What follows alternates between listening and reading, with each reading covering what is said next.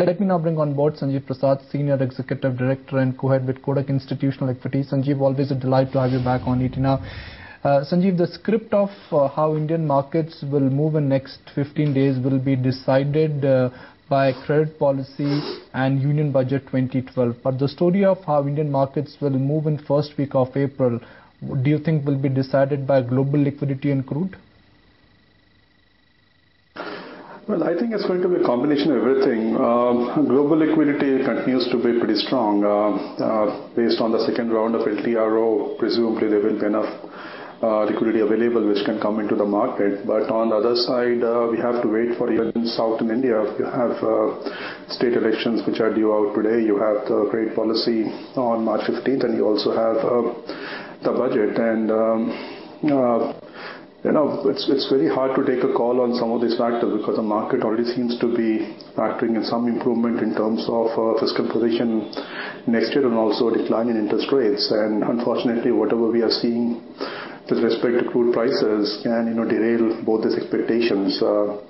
If you look at our own numbers for fiscal deficit, we are currently forecasting something like 5.4% for 2013, and that's based on a pretty benign set of assumptions, assuming crude oil at about $110 a barrel average and some increase in domestic selling prices. If crude prices continue to be above 120, then that 5.4% number is definitely going to be much higher, and that also means that the Indian government will have no option but to increase prices further. In the domestic market, it means inflation numbers which people are projecting to come down may not come down to the same extent, which also means that decline in interest rates which the market is banking on as another trigger for the market may not play out fully. So, this crude oil is becoming a pretty big issue for the Indian market. It has serious implications for fiscal deficit, current account, inflation, everything. And unfortunately, at this point in time, India does not have too much of a defense. Sanjeev, just want to get you in terms of how much probability would you assign to the picture which the exit polls have indicated right now, that it is going to be a clean sweep for SP, and what would it mean for the UP at the center? So early days, I guess, but looks like, SP could come on its own, and if it can get to 170 seats, I assume it can get some support from some other regional parties and maybe come to power, or even maybe the Congress can support it. I think the market would probably favor the latter, some sort of a combination of SP backed by Congress, because presumably that would provide more support to the central coalition government, and hopefully that will kickstart the reform process which has stalled for some time. Right. Sanjeev, as of now, markets are making the assumption that if SP comes back, it's time to buy sugar stocks, it's time to buy ADAG group stocks, and it's time to buy some Godrej group stocks, and it's time to sell JP group stocks. Are those assumptions right? Well, I don't want to, get into all these political connections of all these companies, but I think the stock prices are pretty much telling which companies are aligned with which political party, and I guess that's how the market is treating some of these names. To buy JP Associates, SP is back. How will you respond? Sorry, was that again? Is it time to buy JP Associates even though SP is back? So how would you address that query? I thought, or whatever we understand, JP is more aligned with BSP. So I don't know how this changes the equation as far as JP's operations in UP are concerned, but presumably it shouldn't matter too much either way. So anyway, let's wait and watch what happens over there. Globally, are things looking slightly tired and toppy, Sanjeev? Dow is struggling to cross or stay above 13,000.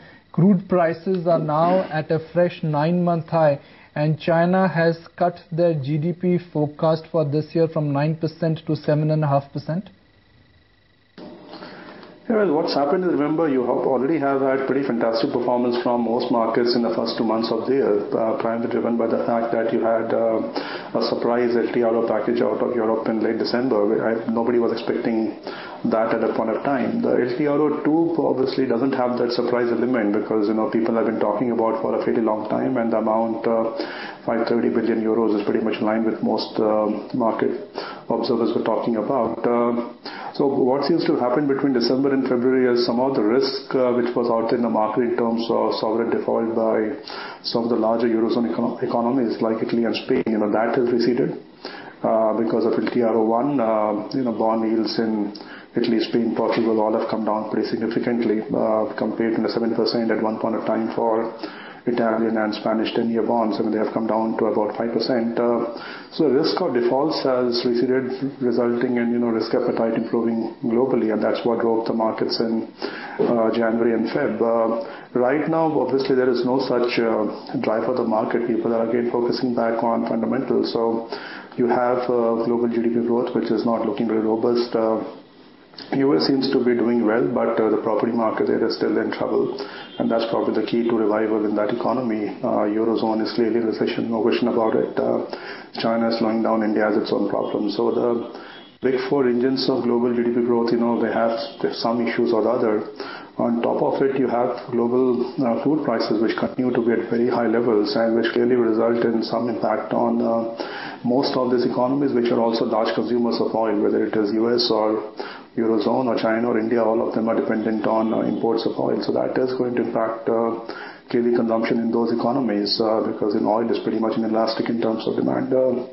So I think fundamentally things are looking somewhat fairly valued. So if this market has to break out from the current band which it has got stuck in, something has to change. And for India in particular, somewhere we have to sort our own house in order rather than waiting for global liquidity to sustain us. Sanjeev, just a point that you were making that, China has cut the GDP growth estimates in any case. India as well is grappling with the slowdown concern. In this scenario, how do you think UPA will progress with the reform agenda over the next few months? Because up until now, it's been, status quo. And now that the election overhang is somewhat behind us. Well, the thing is, the government has to start taking some tough decisions. Some of these may not mean good things for the market. Keep that in mind. But if somewhere longer term we have to get the fiscal situation under control, we have to start taking those decisions now. For example, if you look at the fiscal position, 2012 we are looking at fiscal deficit slipping above 6%. Looking at the divestment numbers, I don't think our early estimate of 400 billion rupees of divestment and 5.9% GFD GDP ratio is going to come through. It's more likely 6.1, 6.2%. If you look at 2013, the only option for the government to increase revenues is probably through higher taxation rates. Because I don't think the government has much scope to reduce expenditure. Anyway, interest expenses will rise on their own. Food security bill will probably get enacted. Food subsidies will go up. Fertilizer subsidies will remain on the higher side. Oil is probably the only place where we can raise prices, but so far the government has not had the courage to raise prices. Hopefully after election you will see price increases. But having said that, the price increase on oil is going to affect the Indian consumer demand in some form or shape. Because if diesel prices go up, it's not as if people are going to stop traveling. Freight costs will go up, inflation will go up in general. So unfortunately, any reforms in the short term is not going to be good news for the market. Maybe it means selectively positive news for some of the stocks which are impacted because of high crude prices. But fiscal consolidation cannot be painless. I think we have had a great time for a number of years in terms of generally enjoying life at the largest of the government, but that cannot continue forever. There's no free lunch in the economy. So that's one part of the equation. Fiscal consolidation has to take place, but it's not going to be painless in the short term. Now you come to other issues, which can kickstart the economy, which is the investment cycle, execution, implementation. Now there are serious challenges over here, and until the time we resolve all of these issues, I don't think we can immediately kickstart the investment cycle, which has been lagging for some time. Keep in mind the fact that you have serious challenges in terms of availability of land. You have serious issues in terms of the availability of fuel for power plants. You have to amend the distribution side somehow. And this Supreme Court judgment on the 2G issue probably means that going forward, most of the natural resources in the country have to be auctioned out, which means the government has to have a clear-cut policy on how to, avoid coal blocks or mineral roads, etc. Which means all this thing is going to take some time. And finally, interest rates are not going to come down to the extent people expect or which is required to kickstart the investment cycle. So I think we are going to be stuck in a rut for some time. Well, man, you're really sounding bearish. So are you actually telling your clients it's time to sell India?